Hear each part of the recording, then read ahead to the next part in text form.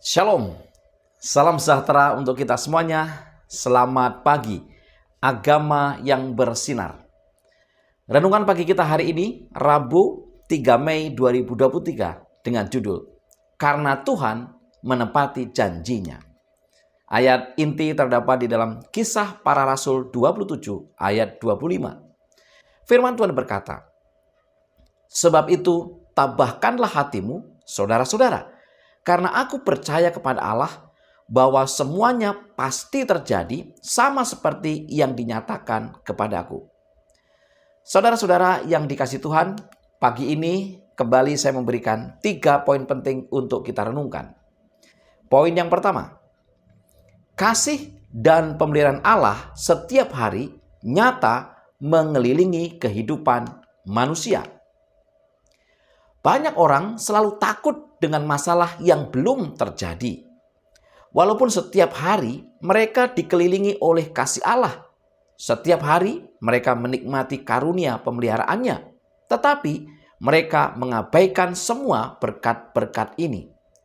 Pikiran mereka terus-menerus tertuju pada masalah yang tidak menyenangkan yang mereka khawatirkan akan terjadi. Atau beberapa kesulitan mungkin benar-benar terjadi yang meskipun kecil telah membutakan mata mereka terhadap banyak berkat-berkat yang harusnya disyukuri. Kesulitan yang mereka hadapi gantinya mengarahkan mereka kepada Allah, satu-satunya sumber pertolongan mereka, justru memisahkan mereka dari Dia karena keresahan dan penyesalan. Saudara-saudara yang dikasihi Tuhan, kita patut bersyukur bahwa janji Allah itu pasti. Allah setiap hari mengelilingi kita dengan penyertaannya, dengan pemeliharaannya, dengan janji-janjinya. Seringkali kita hanya melihat bahwa masalah terjadi kepada kita. Bahkan ketika masalah muncul sekalipun kecil, justru itu yang kita ingat-ingat terus. Justru itu yang membuat kita menjadi mengeluh, menggerutu, dan tidak bersyukur. Padahal kalau kita ingat, kalau kita renungkan dengan sungguh-sungguh, kita akan melihat bahwa sepanjang hari, setiap hari, Tuhan menyertai kita, Tuhan memberkati kita, karena kasih-Nya tidak pernah jauh dari kehidupan kita. Saudara, mari gantinya kita mengarahkan kepada kesulitan-kesulitan yang belum tentu juga terjadi, atau kalaupun terjadi tetapi hanya kecil, biarlah kita justru mengucapkan syukur. Kita justru sungguh-sungguh bersukacita karena Allah selalu menyertai kita dan memberkati kita. Poin yang kedua, Yesus adalah sahabat kita. Seluruh penghuni surga sangat memperhatikan kesejahteraan kita.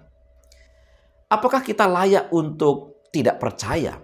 Mengapa kita harus menjadi orang yang tidak tahu berterima kasih dan tidak beriman? Yesus adalah sahabat kita. Seluruh penghuni surga sangat memperhatikan kesejahteraan kita. Kita seharusnya tidak membiarkan masalah dan kekhawatiran kehidupan sehari-hari meresahkan pikiran dan mengaburkan pandangan kita. Engkau mungkin bermasalah dalam usahamu. Masa depanmu terlihat semakin gelap dan semakin gelap. Dan engkau mungkin terancam mengalami kerugian. Tetapi jangan berkecil hati. Serahkan masalahmu pada Tuhan dan tetaplah tenang dan ceria. Saudara-saudara yang dikasihi Tuhan, di kutipan ini dikatakan bahwa Allah bahkan seluruh penghuni surga sangat memperhatikan kita.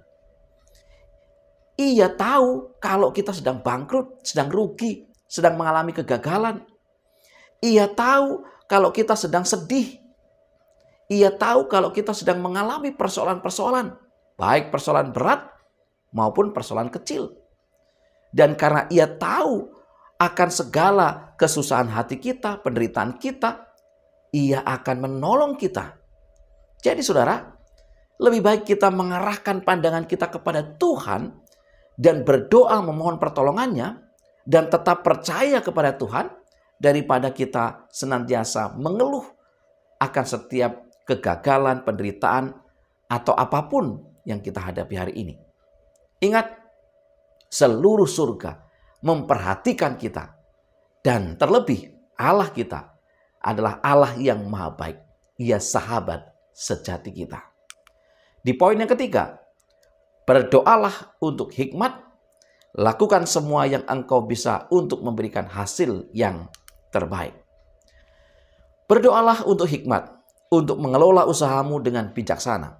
Dan dengan demikian mencegah terjadi kerugian dan bencana. Lakukanlah semua yang engkau bisa untuk memberikan hasil yang terbaik. Yesus telah menjanjikan akan memberikan bantuan. Tetapi kita tetap harus berusaha. Ketika kita sudah bersandar pada penolong kita dan telah melakukan semua yang kita bisa lakukan, terimalah apapun hasilnya dengan sukacita. Langkah kepada Kristus, halaman 209 sampai dengan 211. Saudara-saudara yang dikasihi Tuhan, hal yang penting adalah kita terus berusaha, terus melakukan yang terbaik yang semampu kita. Dan setelah itu, mari kita berdoa, kita serahkan segala usaha maksimal kita kepada Tuhan. Ia akan menolong kita. Ia akan memberikan yang terbaik bagi kita. Tentu kita harus siap menerima apapun hasilnya dengan sukacita. Namun demikian kuncinya adalah mari kita tetap bersukacita di dalam Tuhan. Karena Tuhan pasti akan memberikan yang terbaik menurut kehendaknya. 3 poin utama kita hari ini adalah yang pertama, kasih dan pemeliharaan Allah setiap hari nyata mengelilingi kehidupan manusia. Yang kedua, Yesus adalah sahabat kita. Seluruh penghuni surga sangat memperhatikan kesejahteraan kita. Dan yang ketiga, berdoalah untuk hikmat. Lakukan semua yang engkau bisa untuk memberikan hasil yang terbaik. Saudara, Tuhan akan menepati janjinya. Tentu saja kita harus menyerahkan seluruh permohonan kita kepadanya, berusaha dengan sekuat tenaga yang terbaik yang bisa kita lakukan. Selanjutnya, Tuhan akan memberikan yang terbaik apa yang menurutnya cocok untuk kita. Mari kita tunduk kepala dan berdoa.